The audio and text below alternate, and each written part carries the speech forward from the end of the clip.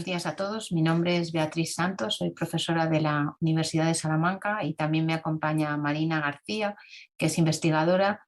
Las dos trabajamos en el Instituto de Biología Funcional y Genómica de un centro mixto entre el Consejo Superior de Investigaciones Científicas y la Universidad de Salamanca.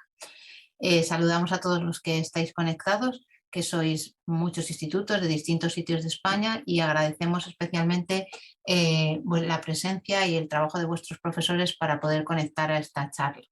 Esta charla va a tener dos partes. La primera parte un poco relacionada con qué es la ciencia y cómo funciona la ciencia, que la voy a dar yo, y la segunda parte en la que ya vamos a hablar un poco de un tema concreto de estudio, que es el campo de trabajo de Marina García.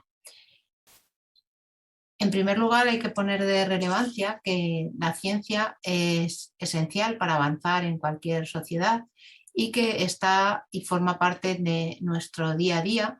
Se ha avanzado mucho en temas de salud, en temas de comunicación, en materiales, y realmente, si pensamos, detrás de todos estos avances está la investigación científica, que va a conducir en el fondo a mejorar nuestro bienestar. Entonces, dicho que realmente la ciencia es importante y por eso se celebra esta Semana de la Ciencia, para dar a conocer lo que hacen los científicos y la importancia de la ciencia para la sociedad, pues vamos a empezar definiendo qué es ciencia. Entonces, la ciencia es un conjunto de conocimientos obtenidos mediante la observación y el razonamiento, sistemáticamente estructurados y de los que se deducen principios y leyes generales con capacidad predictiva y comprobables experimentalmente.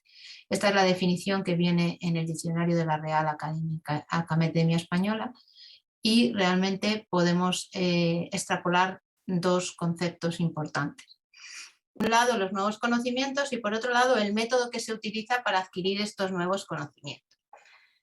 Entonces, dentro de los nuevos conocimientos, habréis oído hablar, o se oye hablar, de dos tipos de ciencia, una que es la ciencia básica y otra que es la ciencia aplicada. En ambos casos se obtienen nuevos conocimientos, pero el objetivo es distinto. La ciencia básica fundamentalmente recopila información simplemente para adquirir conocimiento, para ir ampliando nuestro conocimiento sobre las cosas, y la ciencia aplicada es la que recopila información para resolver un determinado problema o un planteamiento. Realmente toda la ciencia aplicada se basa en todo el conocimiento que se recoge con la ciencia básica. Entonces, una de las características que tienen los científicos y que os voy a ir mencionando a lo largo de la charla es la curiosidad por descubrir cosas, por ampliar los conocimientos. Y como decíamos, no solo ampliar los conocimientos, sino que tenemos que hacerlo de una manera metódica y utilizando el método científico, que seguro que lo habéis estudiado en vuestras clases, que a una pregunta tenemos que observar, elaborar una hipótesis, diseñar unos experimentos, analizar esos experimentos y llegar a unas conclusiones. Con lo cual, los científicos, además de curiosos, tienen que ser rigurosos en la manera en que ejecutan esta adquisición de conocimiento. Entonces, nosotros trabajamos en un instituto de investigación, que es el Instituto de Biología Funcional y Genómica, que se abrevia como el IBFG. Es un instituto que tiene redes sociales, página web, si a alguno os interesa, y depende de dos organismos: del Consejo Superior de Investigaciones Científicas, que es el organismo de investigación público más grande de España, y la Universidad de Salamanca. Estamos en Salamanca y aquí es donde trabajamos Marina y yo y otros más o menos como unas 100 investigadores. Entonces, ¿qué estudiamos en este centro de investigación? Como su nombre indica, pues es un centro de biología. Y si tenemos que ver un poco en conjunto a qué se encamina este centro, es a comprender el funcionamiento de la célula. Y podéis pensar que realmente de la célula se sabe mucho, tenéis que estudiar muchas cosas sobre la célula, y realmente sí que es verdad que se sabe mucho, pero también falta mucho por conocer. Entonces, la mayoría de los grupos del centro, de una u otra manera, intentan preguntarse cosas para aprender sobre el funcionamiento de la célula, que no deja de ser la unidad fundamental de los seres vivos.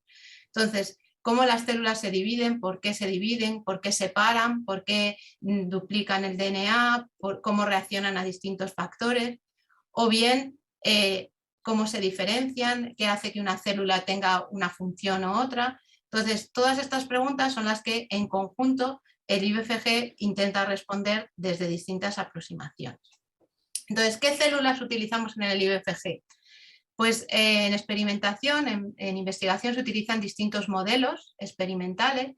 Entonces, muchos grupos del IBFG trabajan con organismos unicelulares o microorganismos como bacterias o levaduras, en las cuales la célula es el propio organismo, ¿vale? Y otros grupos utilizan modelos más complejos, que ya son pluricelulares, tienen distintos tipos de células, distintos tejidos, y trabajamos tanto en organismos más simples, como pueden ser los gusanos, como en organismos más complejos, como pueden ser los ratones. En este caso, ya los organismos se ven a simple vista, no son microorganismos y tienen distintos tipos de células. Con lo cual, como veis, las preguntas que se pueden hacer son muy diferentes en unos organismos y en otros. Sin embargo, muchos de los procesos que ocurren en las levaduras están conservados en organismos más superiores, con lo cual todos los modelos tienen su aplicación. Entonces, ¿cómo estamos estructurados en un centro de investigación? Pues estamos divididos en grupos de investigación. Cada grupo de investigación se plantea una pregunta, que es lo que se llama proyecto de investigación, y en base a esta pregunta diseñan una serie de experimentos que realizan en los laboratorios. En este caso, os estoy hablando de un laboratorio de biología, pero esto puede aplicar a cualquier campo, y obtienen unos resultados y unas conclusiones.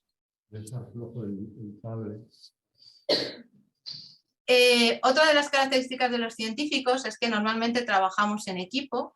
Los resultados no los obtiene una persona sola, sino que realmente todo se hace en grupos de investigación, y de hecho ahora mismo los grupos suelen ser multidisciplinares, puesto que abordar un problema se puede abordar desde muchos puntos de vista. Entonces, en nuestros grupos no solo hay biólogos, sino que hay informáticos, químicos, farmacéuticos, y en algunos casos, en muchos casos, hay que colaborar entre distintos grupos de investigación para poder contestar esa pregunta, puesto que hay campos en los que no somos expertos, y entonces hay que colaborar con otros grupos que tienen esa formación. ¿Qué pasa con estos resultados que obtenemos? ¿Se quedan en nuestro laboratorio? Pues no.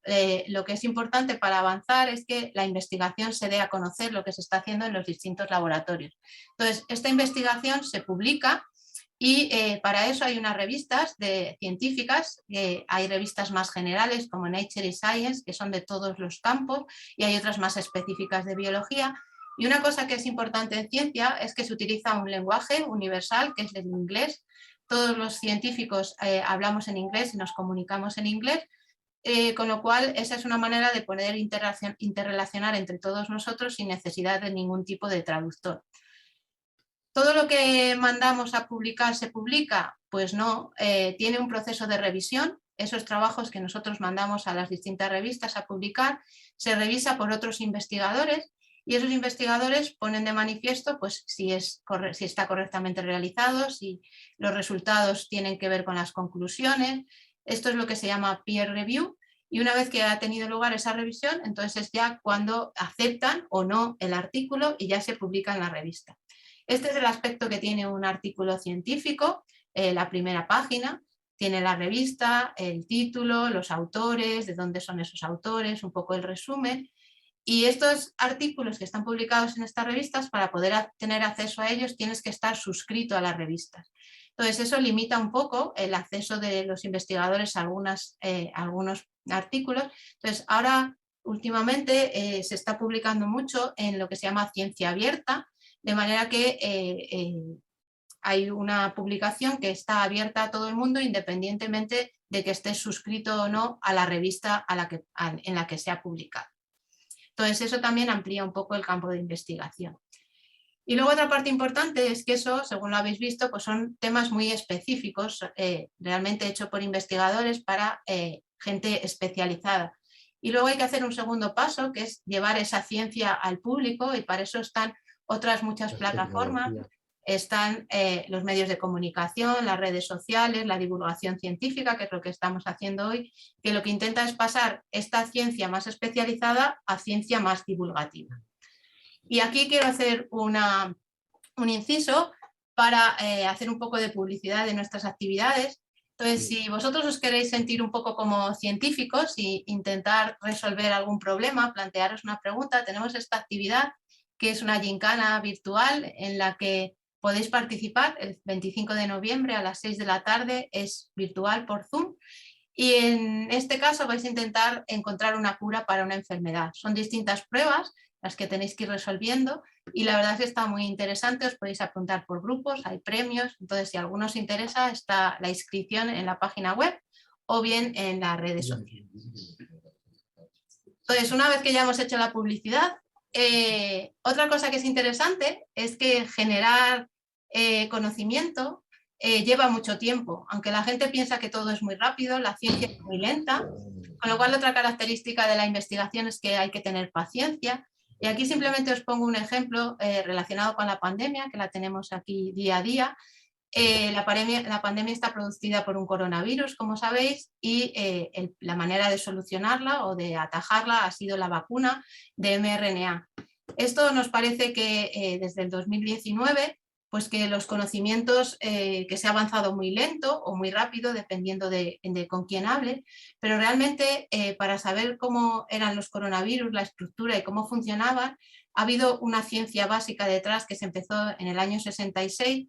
Toda esta ciencia básica es lo que ha permitido que cuando ha surgido el problema del coronavirus, pues todo esto ha podido hacerse más rápido. Entonces, en este caso, tanto ciencia básica sobre coronavirus como ciencia básica sobre utilizar los RNAs para vacunas, pues ha influido en que luego hayamos podido atajar los científicos el problema de la pandemia.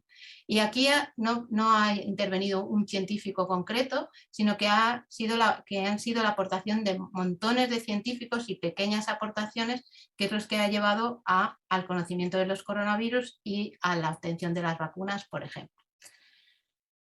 Entonces, simplemente aquí destacaros una metodología que utilizamos en biología, que son las proteínas fluorescentes, para poneros de manifiesto cómo las aportaciones de algunos científicos o de muchos científicos permiten avanzar los campos. Pues decíamos que en el IBFG estudiamos la célula, entonces esta metodología de las proteínas fluorescentes nos ha permitido hacer cosas que antes no podíamos hacer. Entonces, este campo surgió porque un investigador ya en los años 60, es este investigador que tenéis aquí, Simon Mura, trabajando en medusas, se dio cuenta que había medusas que realmente eran fluorescentes y se hizo la pregunta, bueno, ¿y por qué esas medusas brillan y otras medusas no brillan? Y esa investigación le llevó a descubrir una proteína, que es una proteína que florece con color verde cuando se irradia con luz ultravioleta. Es la proteína que se llama Green Fluorescent Proteins y que en el campo nuestro se conoce como la GFP.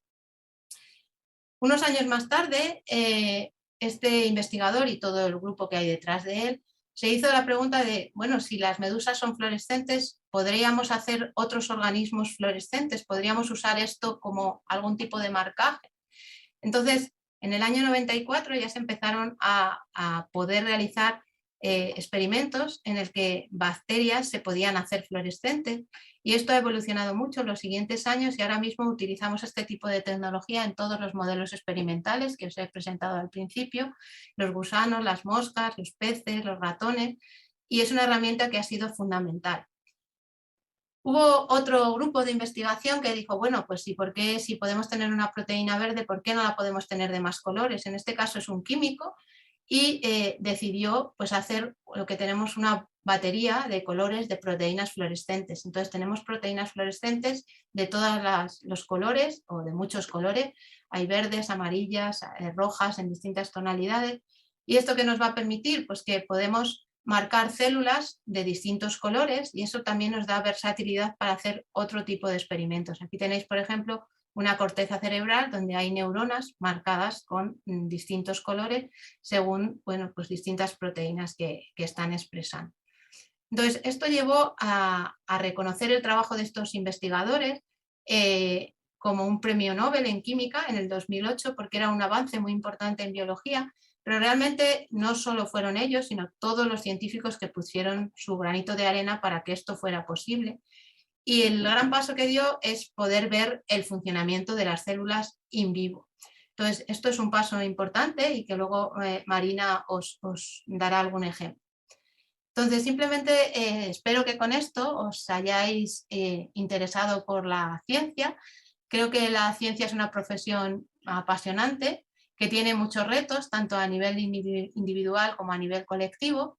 Los investigadores somos un poco aventureros en nuestro campo, pero todos los científicos tenemos un objetivo común, que es intentar aumentar el conocimiento, poner nuestro granito de arena hacia un objetivo mejor, que es aprovechar ese conocimiento pues, para ir avanzando y usar bien ese conocimiento para mejorar el bienestar de todos. Fenomenal. Pues muchísimas gracias, Bea, por la introducción y por poder permitirnos volver a estar aquí este año hablando de ciencia. Dejadme que continuar. Vale, ya está. Y lo primero que quiero hacer es daros las gracias a vosotros por vuestro interés y por estar ahí, porque obviamente esto no tendría sentido si no tuviéramos un público tan atento como lo sois vosotros y lo demostráis año a año. Dicho esto, vamos a empezar con la charla y la primera parte, pues ya habéis visto, apasionate por la ciencia, a ver si lo conseguimos, ¿vale? A lo largo de la mañana. Bien, vamos a hablar de ciencia y entonces, si hablamos de ciencia, no sé por qué esto no va, un segundito.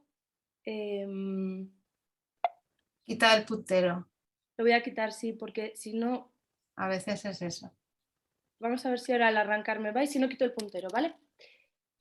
A ver, bueno, parece que se arregla. Bien, ¿qué es ciencia, no?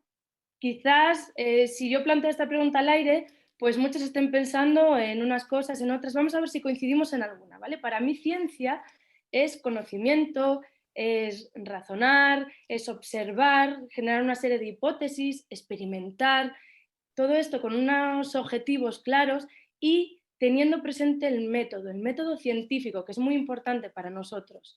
¿En qué consiste el método científico? Bueno, nosotros nos hacemos una serie de preguntas y basadas en unas observaciones y entonces generamos una hipótesis de partida y miramos a ver si esa hipótesis se cumple o no se cumple. Y para eso, ¿qué hacemos? Diseñar unos experimentos que nos van a permitir obtener unos datos que posteriormente se analizan y se obtienen las conclusiones. En esas conclusiones, en el mejor de los casos, seremos capaces de encontrar las respuestas a esas preguntas iniciales. Como veis, todo tiene que seguir un orden lógico y en este caso es el esquema que os muestro del método científico.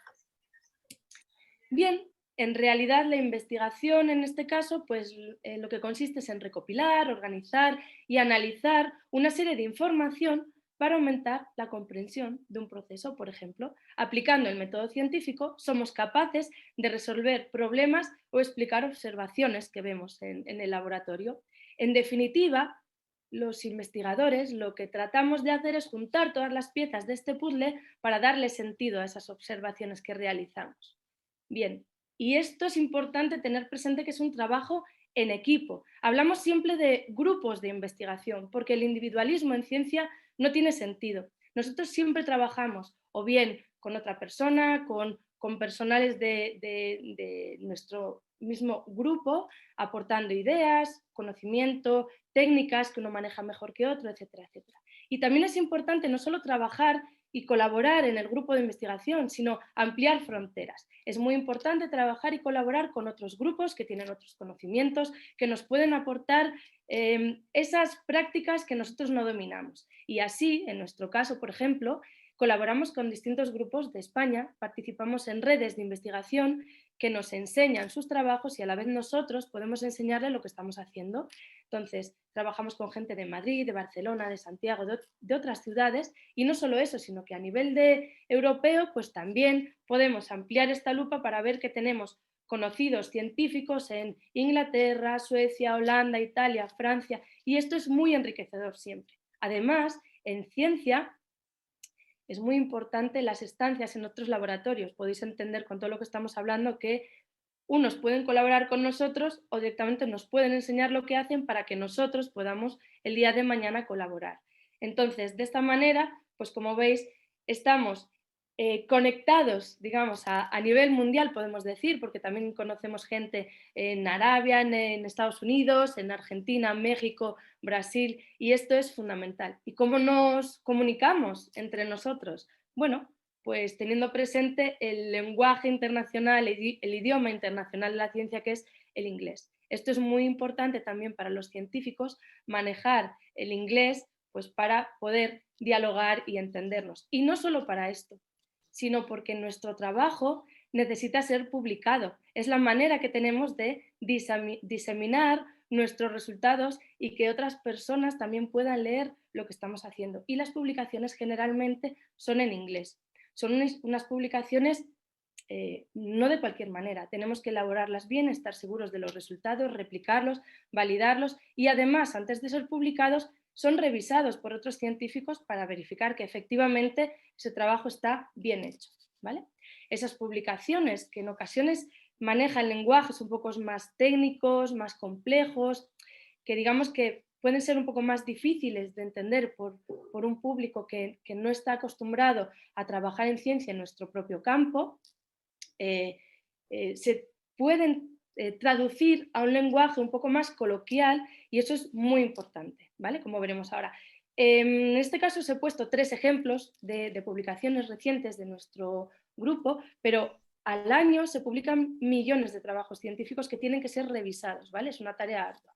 Y os he puesto estos 3 pues precisamente para hablar de lo que os decía. Es importante las publicaciones para nuestro currículum y demás, pero también es importante que hagamos un esfuerzo por comunicar esto que estamos descubriendo en un lenguaje más cercano para que no solo nosotros tengamos acceso a esa información, sino que todos vosotros podéis entender lo que estamos haciendo en el laboratorio. De modo que fijaros, así podemos, con ayuda de los medios de comunicación, que también nos ponen fácil esa tarea, pues compartir los descubrimientos que hemos realizado en relación con ictus o cómo podemos ver que hay proteínas relacionadas con el deterioro cognitivo en los casos de Alzheimer o incluso una mutación que hemos encontrado en un caso particular, pues bueno, que se relaciona con microcefalia. En definitiva, esto es importante porque la ciencia en realidad es algo de todos y para todos. Entonces es importante que también entendamos qué es lo que se hace, ¿no?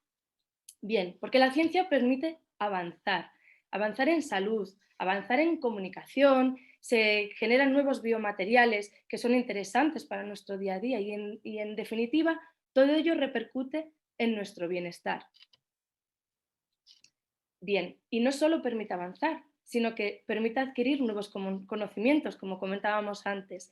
Y para ello es importante saber que existe una ciencia básica que permite obtener y recopilar información para incrementar el conocimiento y una ciencia aplicada que va a utilizar todos estos conocimientos para resolver un determinado problema. Si pensamos en cuestiones médicas, esa medicina se está nutriendo de los descubrimientos de la ciencia básica también para aplicarlos en la cura de alguna enfermedad, por ejemplo, ¿vale?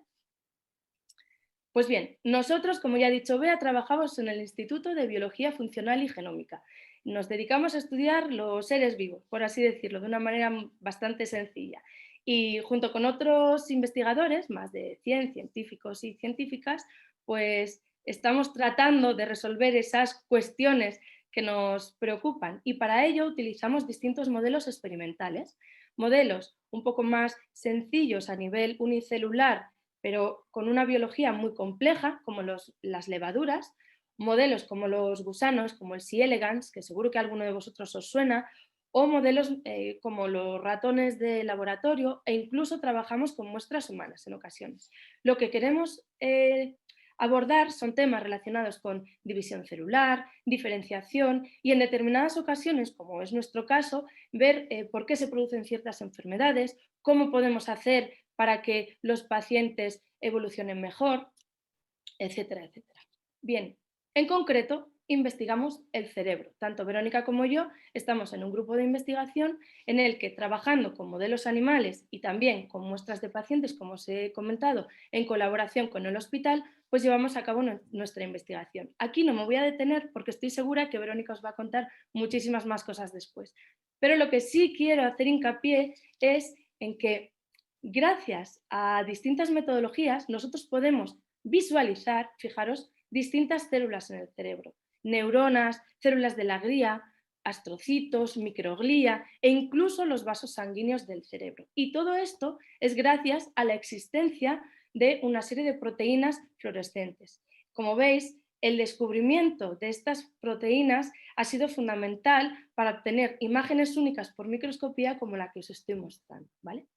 Pero, ¿cómo se descubrieron estas proteínas fluorescentes? No sé si a alguno ya le suena la proteína fluorescente, alguna de ellas, no sé si os ronda por la cabeza. Bien, ¿cómo podemos también utilizarlas en nuestro beneficio en el laboratorio? Pues bien, os voy a contar una historia muy curiosa, y es curiosa literalmente porque surge a raíz de la curiosidad de un científico que ya en los años 60 se preguntó por qué brillan algunas medusas. En concreto, él se fijó en la Aquaria Victoria, esta medusa que os presento aquí abajo, y lo que hizo fue tratar de dilucidar por qué se producía ese brillo, ¿no?, en estos organismos. Bueno, pues como ejemplo de trabajo colaborativo, él literalmente fichó a su familia y a otros colaboradores científicos y se dedicaron a recoger estos organismos del mar. Y fijaros, recogieron hasta toneladas de medusas, ¿vale? Con la intención de encontrar cuál era la partícula o la particularidad, digamos, que tenían estos organismos que les hacían brillar, ¿no? Bien, lo que él encontró con mucha paciencia, porque es cosa de años, fue que esta medusa, fijaros, es cosa de años porque estuvo décadas recogiendo medusas para luego mirar. Bueno, estas medusas lo que sucede es que producen una serie de proteínas, una de ellas la ecorina que emite luz azul, y esto permite excitar a otra proteína, que es la proteína verde fluorescente, que es verde cuando se irradia con luz azul o ultravioleta. Como veis en ese tubo de ensayo, tiene una coloración verde muy intensa y muy característica, y entonces esto podéis imaginar que ha sido un gran descubrimiento. Pero ¿qué pasa? Que el descubrimiento de esta gente inspiró a otros investigadores, como este que os muestro en la pantalla, que pensó si esta proteína se podría utilizar en otros organismos vivos. Es decir, los iniciales habían conseguido aislar la proteína y caracterizarla, y ahora la pregunta era, bueno, ¿y podremos volver a introducirla en otro organismo que no sea una medusa? Bien, pues partiendo de su hipótesis, que era esta, y con mucho esfuerzo también, en el año 94 consiguieron visualizar bacterias, en este caso Escherichia coli, que eran fluorescentes cuando se irradiaban con la luz ultravioleta, porque habían sido capaces de integrar el gen que codificaba la proteína GFP, la proteína verde fluorescente, ¿vale? Y como los científicos, algunos, pues también son un poco más osados, pues quisieron ir un poquito más allá y decir, bueno, y además de los microorganismos, ¿seremos capaces de ver esta fluorescencia en animales más evolucionados? Pues, por ejemplo, ratoncillos, en mosca, en conejo, y efectivamente, bueno, se han creado modelos animales, el del ratón es muy utilizado en ciencia y tiene esta particularidad, ¿no?, que expresa la proteína verde fluorescente, que como veremos después tiene muchas aplicaciones en el día a día del laboratorio. Bien, un paso más allá, resulta que otro científico, valorando estos descubrimientos, se planteó si podríamos tener otras proteínas que ampliaran el espectro, no quedarnos solo con el color verde, sino obtener muchas otras coloraciones. Y así fue. También descubrieron una serie de compuestos que permitieron aplicarlo de una manera tan chula como en esta. Mirad, lo que os muestro aquí es un corte de un cerebro que se ha teñido con la técnica de Brainbow, que se llama. Es un proyecto que básicamente lo que hacen es teñir las neuronas con distintas proteínas, amarillo, rojo y azul, de forma que las combinaciones van a dar a un montón de coloraciones. Y este proyecto se le puso ese nombre, bueno, pues porque era la mezcla de brain, cerebro, rainbow, arcoiris, y básicamente lo que estábamos viendo de una manera muy visual era la posibilidad de estudiar estructuras del sistema nervioso de una manera pues muy artística, también podemos decir, con el empleo de estas proteínas fluorescentes. Y aquí os traigo un ejemplo simplemente de la aplicación de esta técnica para ver estructuras tan complejas como el hipocampo, que se encarga de la memoria y el aprendizaje, pues empleando proteínas fluorescentes y la microscopía. Bien, esta historia curiosa finalizó con un premio Nobel compartido entre los 3 investigadores que pone de manifiesto precisamente todo lo que estamos hablando. No solo lo importante de la curiosidad científica, sino la capacidad de ese trabajo en equipo, de esa colaboración de distintas personas para obtener las muestras necesarias, la importancia de la publicación científica para que otros científicos también accedan a ese conocimiento, el compartir esa experiencia y el aplicarla, o sea, como una ciencia básica aplicada también puede dar lugar a descubrimientos maravillosos como es el poder aplicarlo en esas estructuras cerebrales, ¿de acuerdo? Y bien, esta historia no solo acaba con premios, sino que también nos da muchas alegrías a nosotros en el laboratorio. Fijaros, aquí os muestro unas neuronas teñidas con la proteína verde fluorescente y cómo nosotros podemos ver la supervivencia neuronal con estas técnicas, por ejemplo, después de un ictus. Vemos cómo mueren esas neuronas. Fijaros qué diferencia de estructura, qué bonitas son, ¿verdad? Y cómo cuando tienen un daño, pues se van deteriorando. También nos permite localizar unas neuronas específicas en un cultivo neuronal. El rojo es un marcaje neuronal, el verde es GFP, de únicamente esas neuronas que expresan una proteína que está fusionada a esa proteína GFP verde, de modo que es como una especie de bandera o etiqueta que nos está dirigiendo hacia donde queremos ver, ¿vale?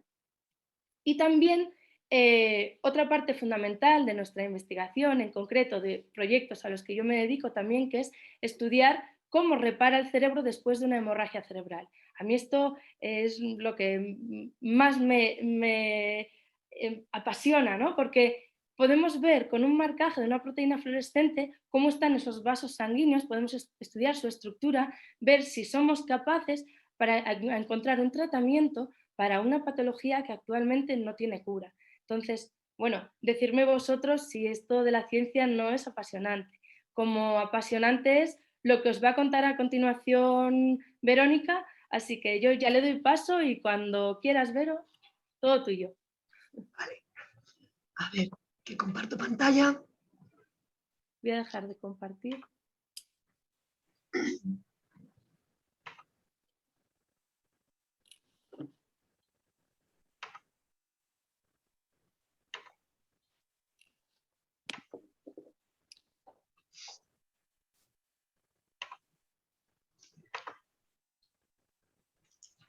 ¿Se ve correctamente?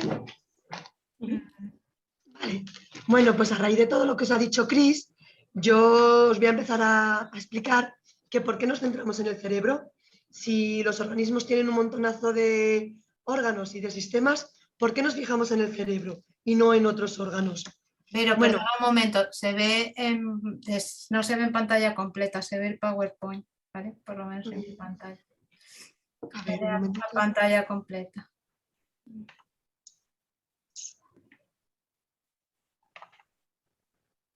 ¿Ahora ya, Bea? Sí, ahora ya. Vale. Pero tienes que ir para atrás porque ahora estamos. Sí, pero es que ahora no. Ahora. Vale. Ya. Os decía que después de lo que nos contaba Chris, de todas las posibilidades, de todos los órganos y de todos los sistemas que tienen los organismos, ¿por qué queríamos estudiar el cerebro? ¿Por qué precisamente el cerebro y no otros órganos u otros sistemas? Y bueno, las enfermedades, cuando tenemos un cerebro enfermo, un cerebro dañado, esas enfermedades son las enfermedades neurológicas. Y como la mayoría de vosotros sabéis, estas enfermedades afectan tanto a los fetos antes de su nacimiento, a los bebés, a los niños, a los adolescentes, a los adultos y a los ancianos, con lo cual es una batería de enfermedades que afecta a todos los humanos, entre otros organismos, por supuesto.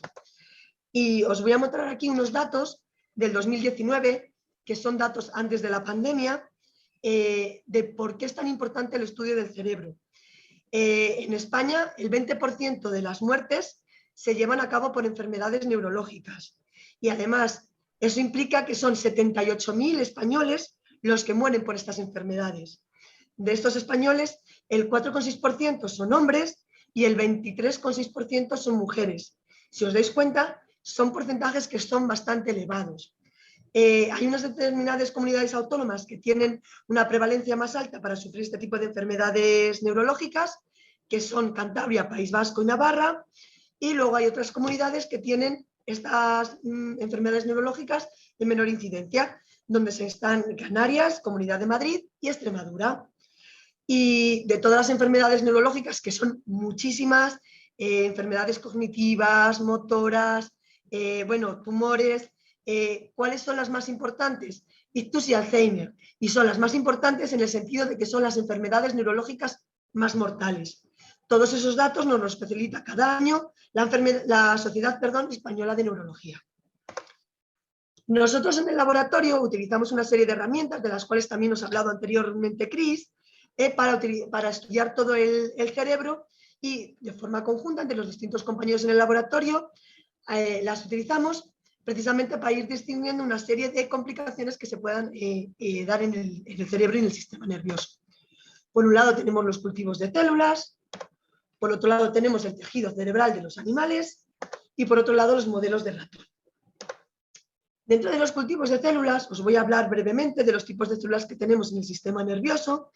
Como veis en el esquema que os tengo puesto aquí abajo a la derecha, veis las neuronas, que son de color amarillo anaranjado, la microglía de color marrón, que son las más pequeñitas, luego tenemos los astrocitos de color verde y los oligodendrocitos de color azul. En el esquema hay dos neuronas, porque las neuronas son las células que son más abundantes en el sistema nervioso y por eso están más representadas en el esquema. Y en las neuronas, os muestro aquí con el puntero, estas zonas de aquí, estas ramificaciones que se llaman dendritas, y estas de aquí que se llaman axones, que van a ser muy importantes en lo que os voy a mostrar y en unos daños y unas alteraciones que va a tener los cerebros que nosotros estudiamos. Bueno, pues como os ha enseñado antes Cris, y a raíz además de todo lo que os ha explicado de la proteína verde fluorescente, veis en la parte superior de la diapositiva un cultivo de neuronas, que hemos sacado la foto con un microscopio que se llama de campo claro, y aquí abajo un cultivo de neuronas con neuronas que expresan esta proteína verde fluorescente que os ha explicado Cris y que también lo hemos sacado con otro tipo de microscopio. Entonces, en este esquema que os pongo aquí tenemos una neurona que está intacta, que pertenece a un cerebro que está sano, y como veis las ramificaciones de las que os hablé antes no están dañadas, ni las dendritas ni los axones. Por otro lado, si tenemos un cerebro que está dañado, que está enfermo, vamos a ver que o tenemos bien dañados los axones o tenemos dañadas las dendritas y los axones, se dan todas las posibilidades. Entonces nosotros, cuando vemos un cerebro, por ejemplo, aquí tenemos un cerebro, un esquema de un cerebro de un paciente con Alzheimer y de un cerebro sano.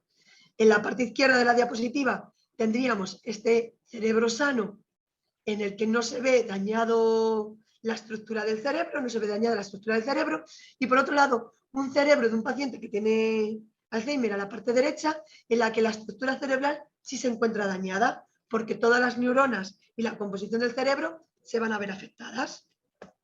Bueno, pues aquí os muestro ya imágenes que hemos sacado nosotros en el laboratorio. Son imágenes de un artículo que salió en el 2017. Y bueno, os recuerdo cómo era la neurona sana, de un cerebro sano. Y como veis aquí tenemos la neurona, aprovechándonos de esa técnica que os explicó Cris, de la proteína verde fluorescente, en la que se ve sus dendritas y su axón de manera completa. Sin embargo, si obtenemos estas neuronas de un cerebro que ya se encuentra dañado, la neurona en este caso tiene dañado el axón, y si todavía tenemos un daño mayor, aquí tiene dañado el axón y tiene dañadas las dendritas. Entonces, ¿cuál es una de las estrategias de los abordajes que nosotros llevamos a cabo? Cuando nosotros tenemos nuestro cultivo de neuronas en las placas Petri en el laboratorio, a estas células le podemos añadir diferentes compuestos, diferentes fármacos que nos van a ayudar a mejorar la calidad de esas neuronas. Entonces, aquí os muestro, esta era la neurona que os puse que era perteneciente a un cerebro sano, en el que no tenía ningún tipo de afectación en su estructura, ni en sus ramificaciones, ni en sus dendritas, ni en sus axones. Y aquí tenemos una neurona que hemos obtenido después de añadir un fármaco a un cerebro que se encontraba dañado. Como veis, la recuperación de la neurona no es total, pero sí se recupera en gran parte en comparación a esas otras neuronas que tenían sus dendritas y sus axones dañados.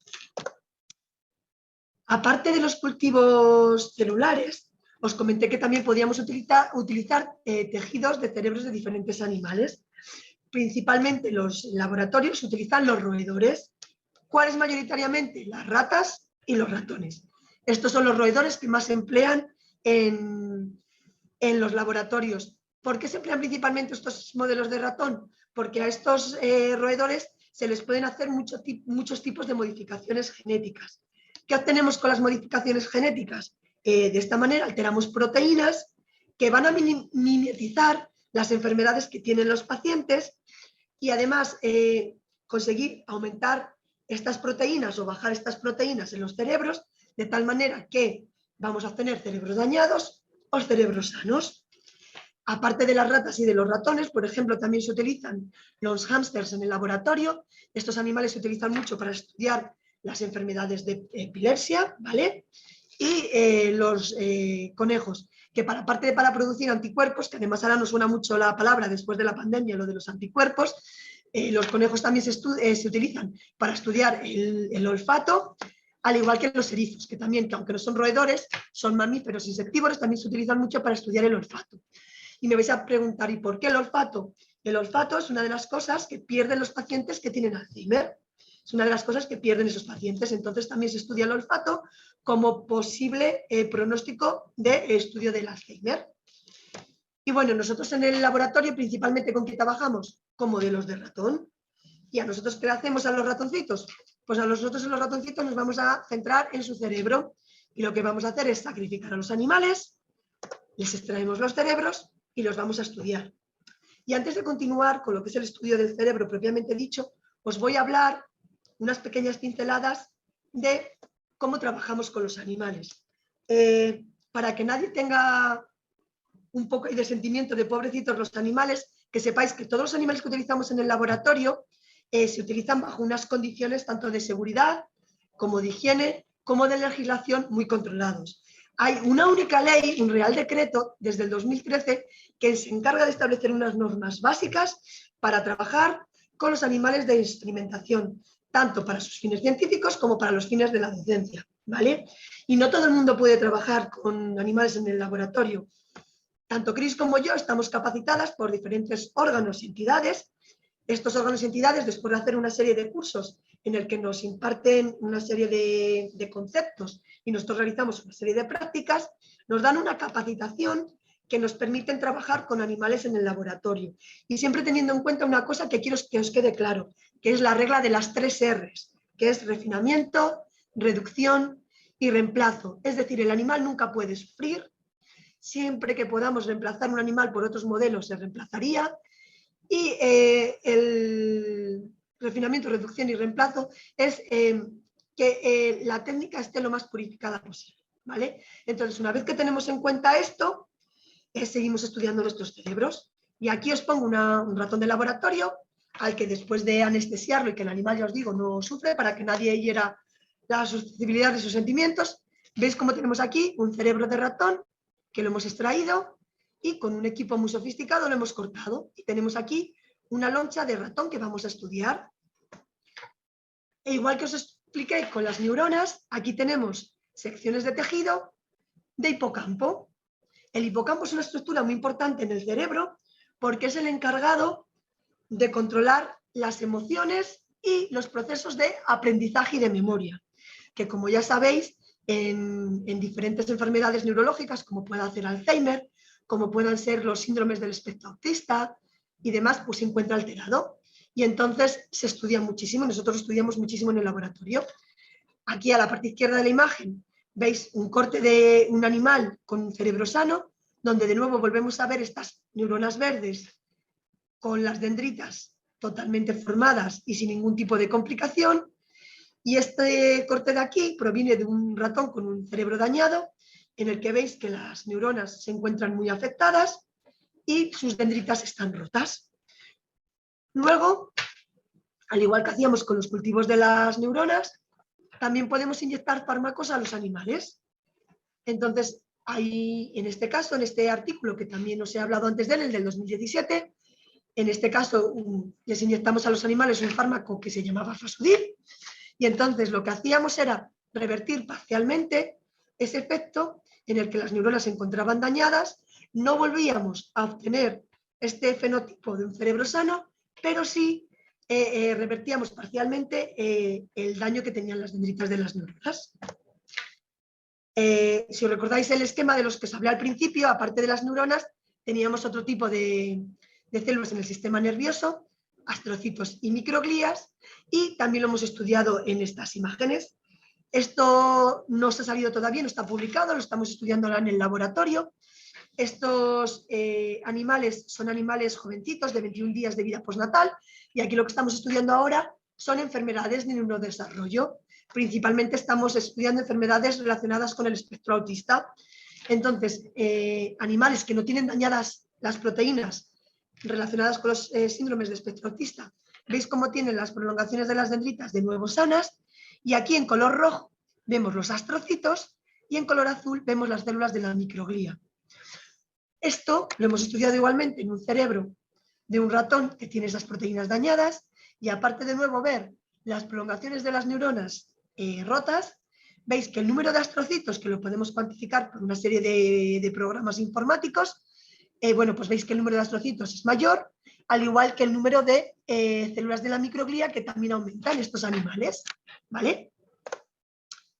Y por último, para ir finalizando la charla, os voy a hablar de los modelos de ratón, que esto es lo más visual y lo que os va más a llamar. Esto es la parte apasionante de la ciencia de lo que os hablaba Chris.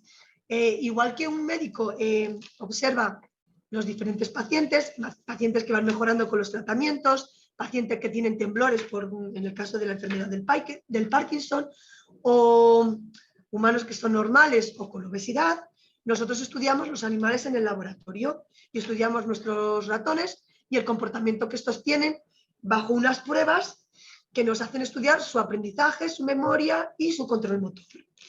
Y aquí os quiero mostrar unos vídeos que son muy, muy chulos y muy didácticos, en el que vais a ver siempre en la parte izquierda de la imagen animales sanos y en la parte de la derecha animales que están enfermos y que tienen problemas en los procesos de aprendizaje y de memoria. Vais a ver como en la parte de la izquierda el animal wild type, después de enseñarle y de pasarle varias veces este test de aprendizaje que se llama Leslie Maze, pues veis que este ratón no tiene ningún problema, encuentra las salidas y va recorriendo el laberinto sin ningún problema hasta que llega a su caja. Aquí os he aumentado la velocidad para que veáis cómo este ratón, que tiene afectado eso, los procesos de aprendizaje y memoria, veis que va para adelante y para atrás, no encuentra la salida, porque a este ratón lo que le cuesta es aprenderse el camino para llegar a su jaula meta, ¿vale?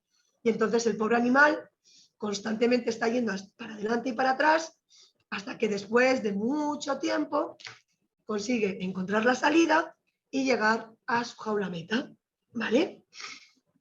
Como veis, es muy visual, es muy dinámico y se ve cómo tiene afectado los procesos de aprendizaje y memoria. Claro, nosotros esto lo hacemos a muchísimos animales y vamos cuantificando y vamos grabando a todos esos animales en vídeo para ver cómo se comportan los animales dentro de las pruebas, ¿vale? Bueno, ya está llegando, como veis, le ha costado al pobrecito mucho, pero ya está llegando por fin a su jaula y ya se queda tranquilito. Si os fijasteis antes en el tiempo del otro vídeo, tardó en hacerlo en 20 y tantos segundos, mientras que aquí ha tardado 600 segundos en realizar la prueba. Lo mismo ocurre con esta otra prueba que se llama Hoverboard, que aquí lo que hace el animal es explorar y meter la cabeza por estos agujeros. El animal que está sano mete la cabeza por todos los agujeros que hay en el tablero. Esto está relacionado con procesos de aprendizaje de memoria y también con procesos de miedo y de ansiedad. Y el animal que es capaz de recorrer toda la caja y meterse en la parte central es que tiene menos miedo, mientras que el animal que está malo, que está enfermo, solamente, como veis aquí en el esquema de abajo de su recorrido, solamente se mueve por los bordes de la caja, porque se siente más protegido pegado a la pared. Tiene, digamos, más miedo y más ansiedad. Entonces, lógicamente, no recorre la parte central y además, lógicamente, mete menos veces la cabeza para explorar en los agujeros. Esto también son parámetros que se analizan, se cuantifican y se comparan entre el animal que está sano y el que está dañado. Y bueno, con todo esto, quería deciros que esto, como os ha dicho Chris, no es un trabajo de una persona sola, es un trabajo de un equipo muy grande y tanto Cris como yo queremos agradecer a todos nuestros compañeros del Laboratorio 28, en especial a la doctora Ángeles Almeida, que es la investigadora principal del grupo. Y bueno, que también esto os hago una pequeña referencia, que estos son todos los organismos y todas las entidades que aportan dinero, que sin ellos no podíamos tampoco trabajar. Y desde luego, muchísimas gracias a todos por vuestra atención.